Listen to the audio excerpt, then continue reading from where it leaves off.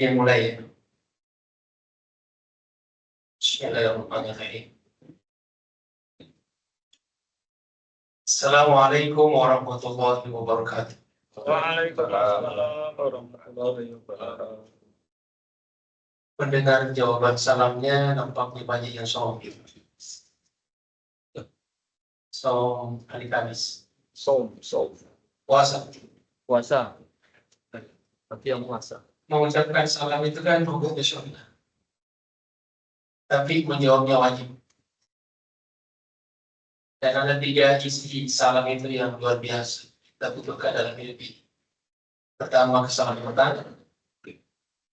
Kedua, rahmat Allah. Dan yang ketiga, keberkahan. Karena itu kita ulang sekali lagi ya. Ya, semangat, kita doakan cepat ke tanah suci. Amin. Assalamualaikum warahmatullahi wabarakatuh. Allah, mudah-mudahan Bapak Ibu sekalian bisa ke tanah suci. Amin. Alhamdulillahirabbil alamin. Wa bihi nasta'inu 'ala umuri dunya waddin. Wassalatu wassalamu 'ala asyrafil anbiya'i wal mursalin wa 'ala alihi wa sahbihi ajma'in. Rabbi shrah li sadri wa yassir li amri wahlul 'uqdatam min lisani yafqahu qawli, amma ba'd. Puji syukur kita panjatkan kepada Allah Subhanahu wa taala setelah kita salat syukur berjamaah, kita bisa bersilaturahim, kita luruskan niat kita.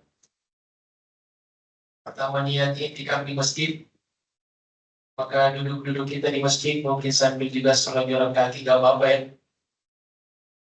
Insya Allah bernilai ibadah di sisi Allah Subhanahu wa taala. Yang kedua, kita niatkan silaturahim, mudah-mudahan dengan silaturahim Allah panjangkan umur kita dalam makan rezeki kita. Dan yang tidak kalah pentingnya, kita niatkan untuk talabul ilmi. Sekecil apapun ilmu yang kita dapatkan dari para guru-guru kita, para ulama, insya Allah menjadi ilmu yang bermanfaat dan barokah di akhirat. Amin. Amin ya rabbal alamin. Bapak sekalian jamaah yang saya hormati, hari ini saya diamanahi untuk bersama-sama Bapak Ibu sekalian dan diberikan tema yaitu 3 amal kunci keselamatan dan kebahagiaan dunia akhirat. Jadi ada 3 amalan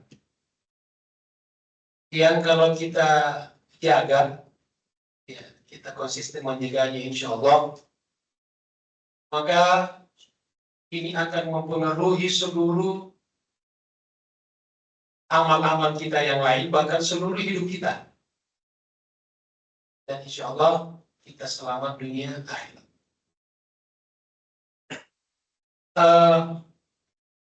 Sebuah sabda Rasulullah SAW dalam hadis riwayat antaranya Ahmad dan Tirmidzi dari sahabat Nabi Mu'adz bin Jabal radhiyallahu anhu.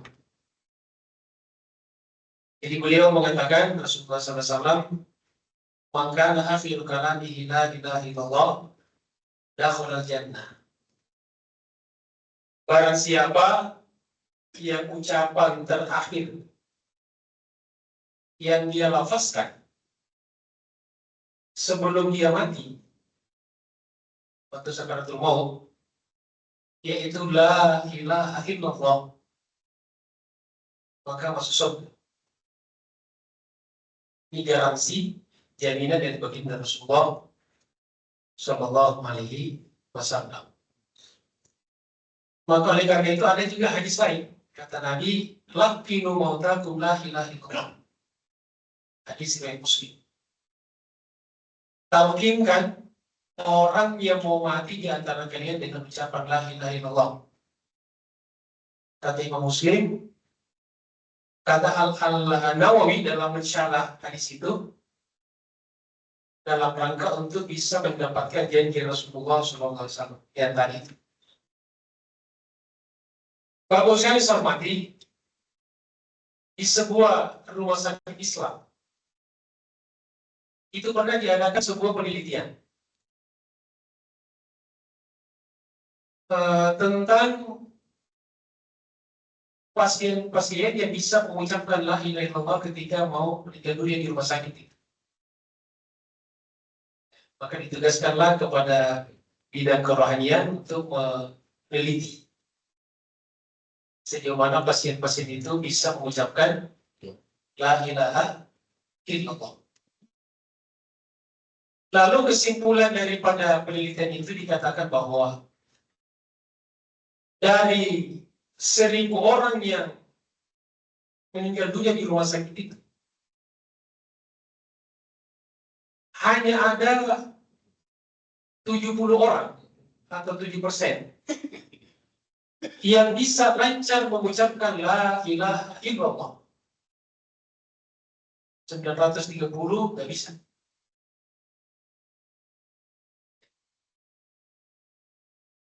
Lalu mungkin sebagian orang mengatakan gampang amat ya. Gampang. Ini pembuktiannya ini. Ternyata tidak gampang. Ya. Jadi dari 1.000 orang hanya yang bisa itu 70 orang. Masya Allah. Nah kemudian penelitian itu kemudian mencari tahu kira-kira apa amal-amal yang orang-orang ini lakukan selama hidupnya. Ini kan yang penting ya, yang bisa menjadi ibrah pelajaran bagi kita. Lalu disebarlah orang-orang untuk mendatangi keluarganya, orang-orang yang tahu keseharian kita kan, keluarga, istri, suami, anak, orang tua, saudara, tetangga, teman di kantor dan sebagainya. Lalu ditemukanlah kemudian Bapak Ibu sekalian ada beberapa amal-amal unggulan. Dan ada 3 amal paling tinggi menempati ranking pertama.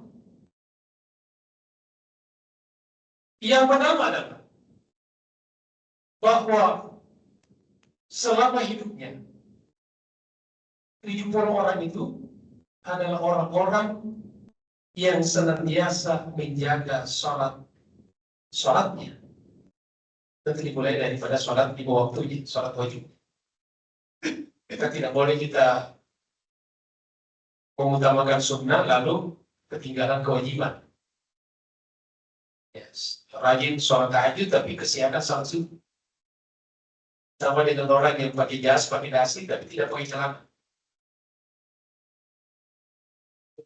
Jadi mereka adalah orang-orang yang senantiasa menjaga sholatnya,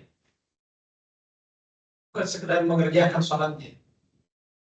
Makanya Al-Quran memilih diksi aqimus sholat, tegakkan sholat, iqamatus sholat, menegakkan sholat, hafidhu ala sholawat, jaga sholat.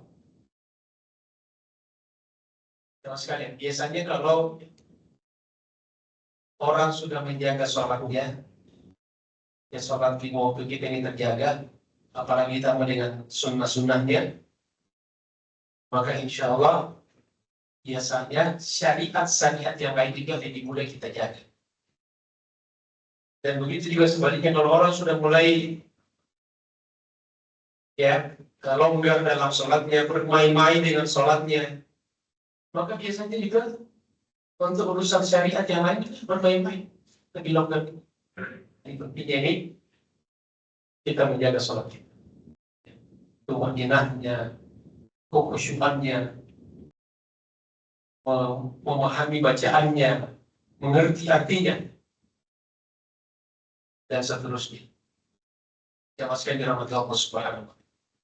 Makanya di akhirat juga nanti amal yang pertama kali diaudit, dihisab, diperhitungkan adalah as-shalah.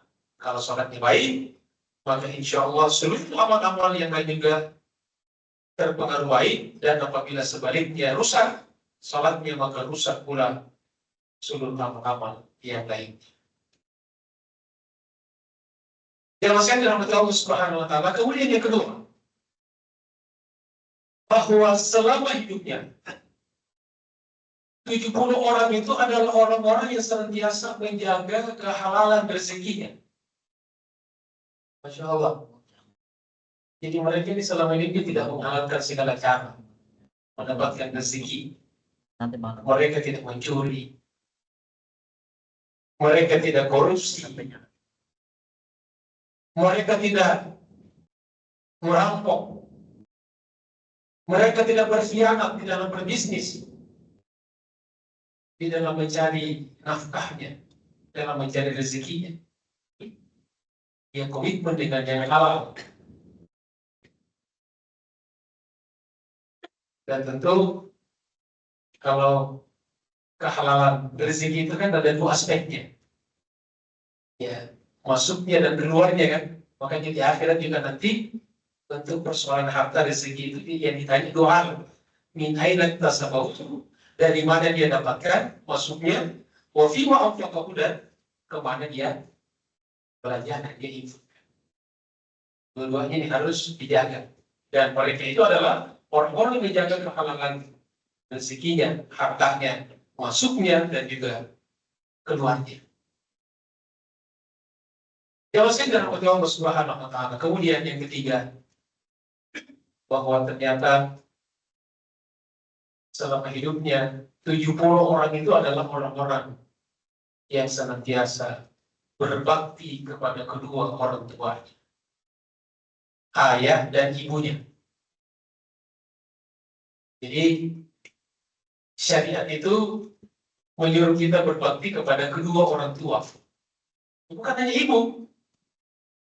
Kadang-kadang kan dakwah itu lebih fokus kepada bakti kepada ibu, kepada ibu, kepada ibu. Ibu dan bapak. Ya. Makanya perintah kedua di dalam Al-Quran setelah ibadah kepada Allah adalah berbakti kepada kedua orang. Wa'budullah. Sembah Allah, ibadah kepada Allah. Wa la tusyriku bihi syai'an. Jangan sekali-kali menyekutukan dia dengan sesuatu apapun. Lalu kemudian wa bil walidaini ihsana, dan berbakti kepada kedua orang tua, bukan hanya ibu.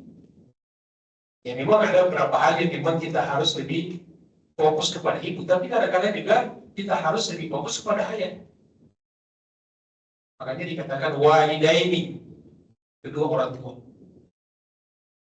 Dan Bapak Ibu sekalian saya hormati, kata ulama, berbakti kepada kedua orang tua itu adalah tolok ukur akhlak seseorang.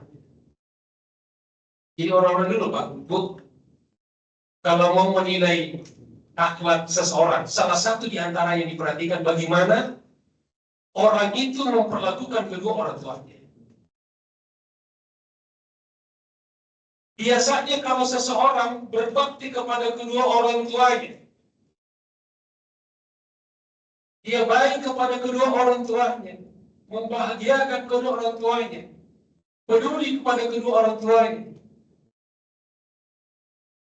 maka biasanya juga dia lebih baik kepada orang-orang lain. Ya. Dan sebaliknya,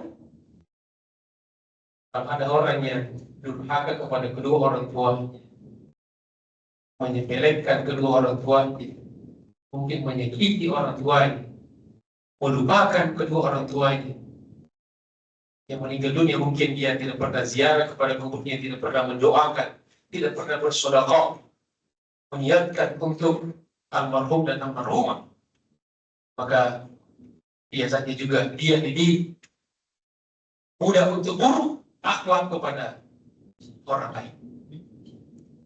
Makanya Bapak Ibu sekalian kalau mencari di beberapa perusahaan di luar negeri itu kalau mencari karyawan, ya, selain tentu nilai-nilai faktor yang lain diperhatikan, tapi juga dia lihat bagaimana hubungan dengan orang tuanya. Di beberapa negara, beberapa daerah, orang-orang tua ketika menjadi mantu, ya, Sebenarnya udah tahu deh.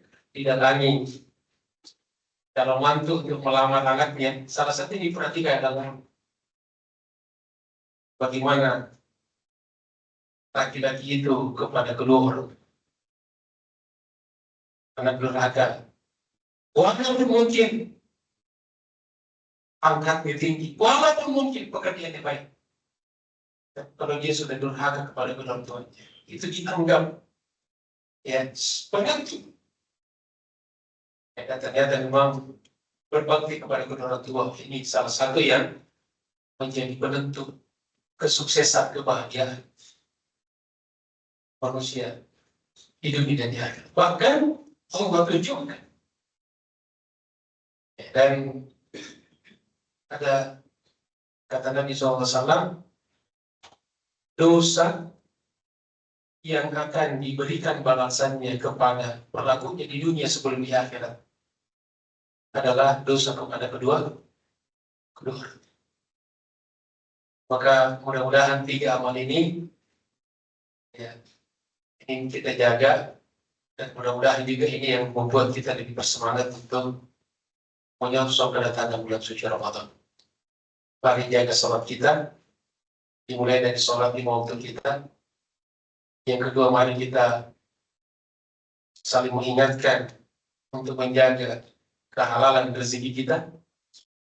Dan ini juga sangat menentukan dalam ibadah kita. Kalau kita makannya makanan yang halal, memakai pakaian yang halal, maka insya Allah kita juga akan lebih dimudahkan oleh Allah untuk takarrub ila Allah, untuk beribadah kepada Allah Subhanahu.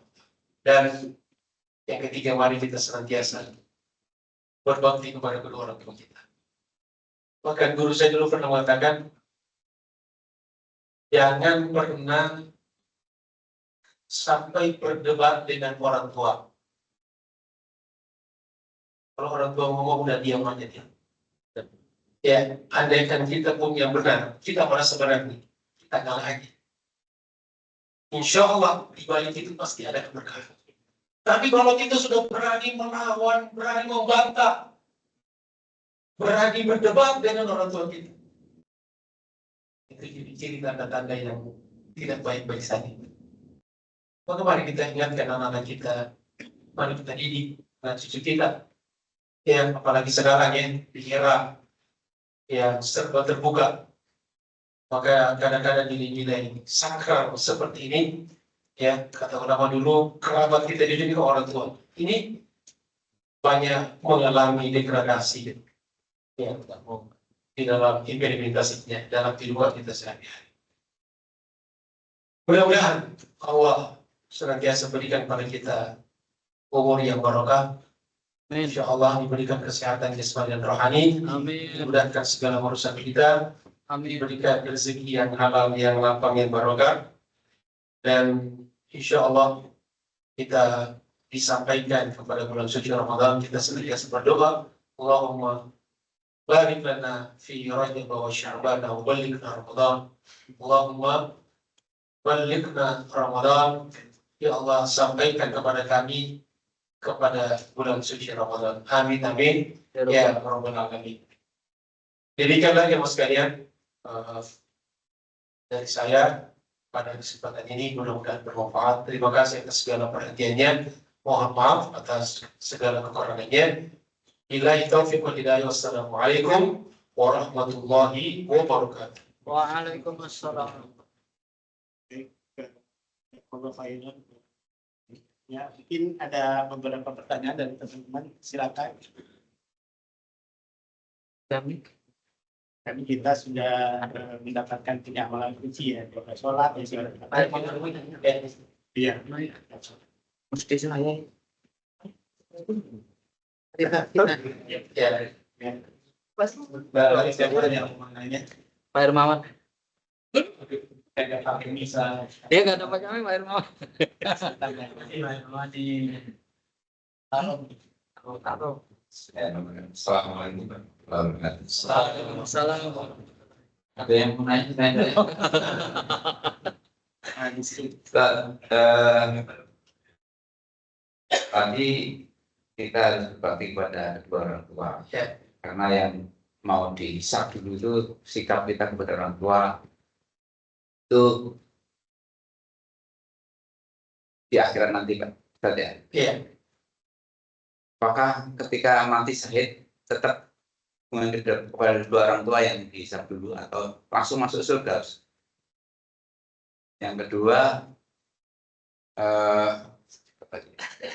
kalau kita sudah bersikap salah pada kedua orang tua dan sudah tidak ada, apa ada solusi supaya kita nanti di akhirat tidak dihisab dari situ, tapi diampuni, sehingga dihisab dari jalan yang lain, Ustaz?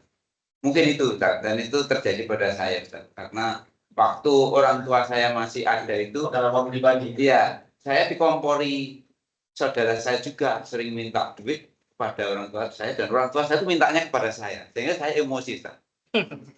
Kok selalu begini? Ketika ada mengeluh saudara saya, kakak saya, ibu saya itu mengeluh kepada saya, menangis kepada saya. Tapi untuk kepentingan kakak saya selalu dan terus menerus, akhirnya saya jengkel. Mungkin itu, mohon terakhir. Sudah nggak ada. Baik. Akhirnya kalau saya berkorban atau mengirim doa, itu saya korbankan untuk ibu saya, niat saya. Apakah itu bisa menghapus dosa-dosa yang lalu saya? Terima kasih, Ustaz. Assalamualaikum warahmatullahi wabarakatuh. Assalamualaikum warahmatullahi wabarakatuh. Masya Allah. Dalam pribadi, tapi insya Allah bermanfaat bagi kita semuanya. Izin menanggapi, menjawab. Saya mulai dari yang kedua dulu, tentang orang tua. Jadi kalau cara kita bertobat kepada Allah dalam dosa-dosa yang berkaitan dengan manusia, ya, itu kan ada salah satu syaratnya, minta kalau berupa barang ya kita kembalikan atau kita minta dihalalkan, kan, diikhlaskan.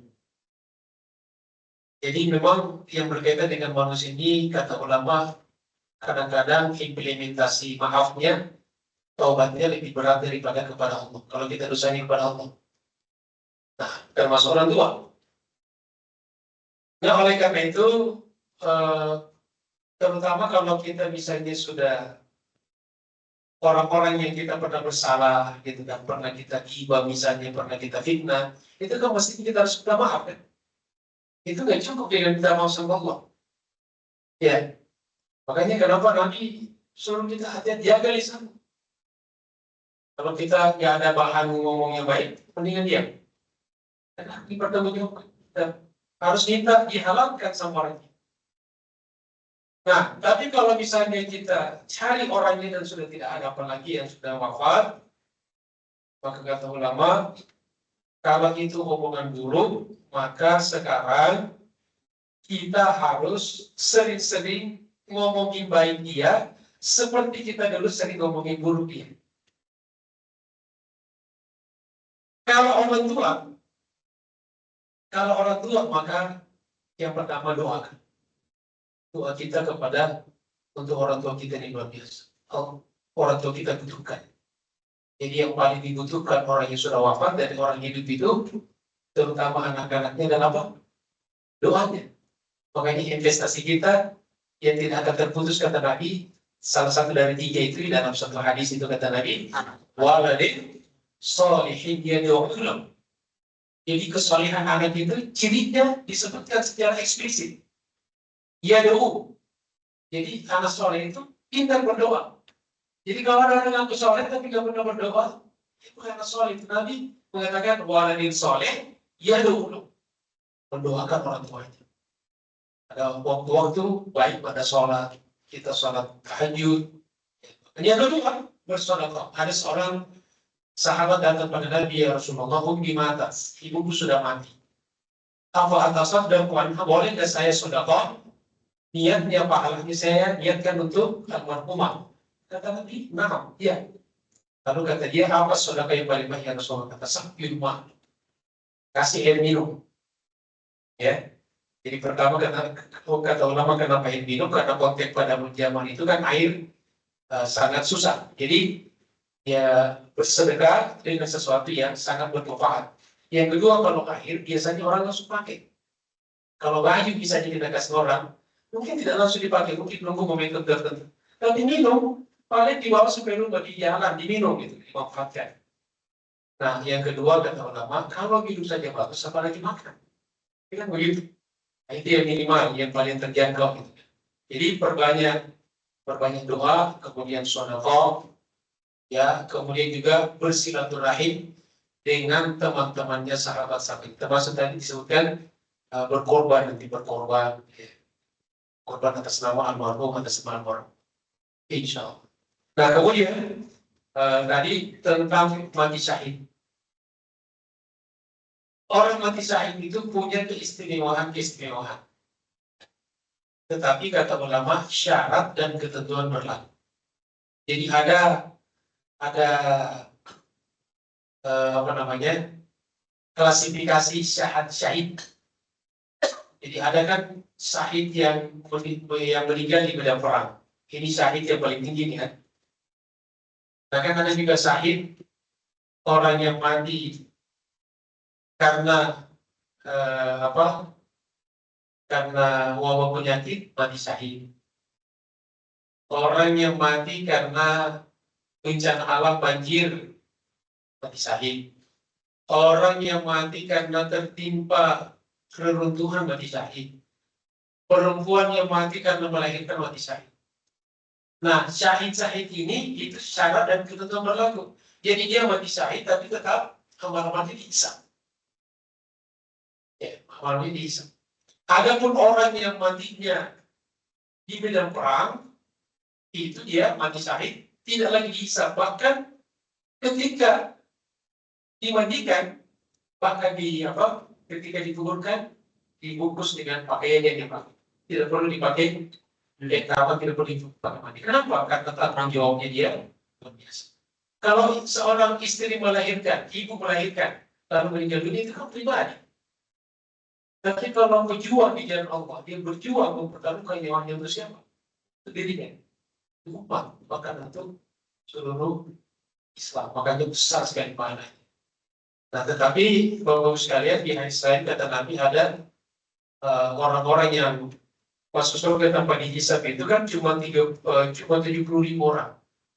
Jadi saya kata Nabi, yang masuk surga nanti tanpa dihisab itu cuma 70.000 orang. Sahabat saja ketika haji wada itu kurang lebih dalam satu versi riwayat 140.000 orang. Jadi separuhnya jumlah sahabat masuk surga tanpa dihisab. Nah, pertanyaannya dari Masjid Nurul Ikhlas ini siapa perwakilan? Nurul Iman, Pak. Nurul Ikhlas. Gimana Mas Ridwan? Ya, Cuma ada yang berbeda dari sebagian ulama, ada penafsiran lain. Jadi ini ditafsirkan gitu kan. Jadi 70.000 itu bukan 1.000 yang hanya yang nolnya 3 itu. Ya. Tetapi 1.000 itu adalah bilangan yang unlimited. Jadi dulu angka alaf itu angka yang paling tinggi. Jadi makanya kan Lailatul Qadri khairun min alfi syahr. Tidak ada kalau ketika itu ada ada miliar syahr disebutkan oleh Nabi miliar syahr. Ketika itu angka paling tinggi adalah alaf, 1.000. Nah, hakikatnya bagaimana implementasinya, penerapannya Allah tahu. Kalau pokoknya kalau kita berdoa sama Allah, mintalah surga Firdaus. Jangan tanggung-tanggung. Ya, nanti kalau kita masuk surga, walaupun nanti di parkirannya, di garasinya, ya nanti masuk dulu deh. Insya Allah. Wallahu a'lam. Baik, barangkali ada lagi. Pak. Ya, silakan Mas Ridwan. Ya, izin bertanya, Pak. Ya, silakan. Masih dengan tema berbakti. Ya. Yang saya pahami ada 2 cerita. Yang pertama pada zaman Nabi Sulaiman itu dia pernah dikasih ilham agar mencari orang yang hidup di dasar laut itu. Karena itu birrul walidain. Memang kisahnya dia berbakti sama orang tuanya yang lumpuh hingga akhirnya dua orang bapak tinggallah di dasar laut dengan itu. Nah, ada lagi cerita ini Was al-Qarni zaman Nabi. Memang dia udah sempat sowan Nabi, tapi Nabi menyuruh Umar dan Ali nemui ini, Uwais. ya yang cirinya belang itu kan. Tapi Nabi udah wafat. Padahal minta doa intinya gitu. Padahal konon kan pada waktu kapal terbelah wasilah Uwais itu kan bisa jalan di laut. Nah, artinya seorang Umar profil, seorang Umar kan Amirul Mukminin, dan sebagainya gitu. Nah, apa hikmah terbesar dari seorang Sulaiman juga suruh mencari itu? Kira-kira apa? Pasti ada hikmah besar dari seorang pemimpin seperti Nabi Sulaiman. Umar harus menemui seorang birrul walidain. Ya, terima kasih. Baik, Masya Allah. Jadi Nabi ingin memberikan pesan, mengapresiasi orang yang berbakti kepada kedua orang tua. Makanya kata ulama, kalau ada orang kita lihat nih bakti sama orang tuanya, dia akan sudah minta didoakan. Kata kita, doakan saya. Kalau kita tahu nih, ini anak bakti sama orang tuanya, dibahagiakan orang tua. Ya, datang. Yang kedua, kita itu sehebat apapun kita tetap membutuhkan doa orang lain. Karena ada orang, gak usah kita doa kepada orang, gak usah kita minta langsung sama Allah. Andaikan itu yang dipakai Nabi mengatakan Umar, gak usah minta doa, misalkan minta aja sama Allah. Artinya kita bisa meminta didoakan orang lain. Yang ketiga, kalau kita minta didoakan orang lain itu pertanda kita tawadhu. Ada orang yang merasa saya tidak butuh lagi sama orang lain. Jadi kita tetap butuh doa-doa orang lain. Dan semakin banyak orang mendoakan kita, maka semakin besar kemungkinan juga ada yang dijawab oleh Allah Subhanahu Wa Taala. Maka kalau kita lihat orang-orang soleh, maka jangan sungkan-sungkan minta didoakan. Makanya Nabi setiap ada sahabatnya yang musafir, termasuk Umar juga pernah diminta, ya Umar la tansani biduahikan. Jangan lupakan saya dalam doa-doa. Nabi pun minta didoakan. Ya, kalau orang berpikir buat apa sih Nabi didoakan? Ya, Nabi sudah luar biasa gitu. Kenapa mesti minta didoakan? Itu pelajaran untuk kita. Nabi saja minta didoakan, apalagi kita. Wallahu a'lam. Terima kasih. Kayaknya udah cukup ya Ustaz. Kami minta untuk kita sebenarnya doa. Baik, mari kita berdoa untuk diri kita, untuk masyarakat kita, umat kita, bahkan bangsa dan negara kita. Alhamdulillah, bismillahirrahmanirrahim. Alhamdulillahirabbil alamin, hamdan syakirin dan na'imin, hamdan yuwafi'i ni'amahu wa yukafi mazidah. Ya Rabbana lakal hamdu kama yanbaghi li jalali wajhikal karim wa li sultanik. Allahumma shalli ala sayyidina Muhammad salatan tujina biha min jami'il ahwali wal afat, taqdi lana biha jami'al hajat, تطهرنا بها من جميع السيئات، ترفعنا بها عندك على درجات، تبلغنا بها أقصى الغايات من جميع الخيرات في الحياة وبعد الممات، إنك سميع قريب تجيب دعوات ويقضي الحياة. اللهم وارفعنا البلاء والوباء والغلاء والبغاء والربا والزنا والفحشاء والمنكرات والظاهر منها وبطن من بلادنا التي خاصة سد المسلمين عامة يا رب العالمين. اللهم بلغنا رمضان، اللهم بارك لنا في رجب وشعبان وبلغنا رمضان. ربنا ظلمنا انفسنا وان لم تغفر لنا وترحمنا لنكونن من الخاسرين. ربنا آتنا في الدنيا حسنة وفي الآخرة حسنة وقنا عذاب النار. وصل اللهم على سيدنا محمد وعلى آله وصحبه وبارك وسلم والحمد لله رب العالمين. السلام عليكم ورحمة الله وبركاته. Waalaikumsalam.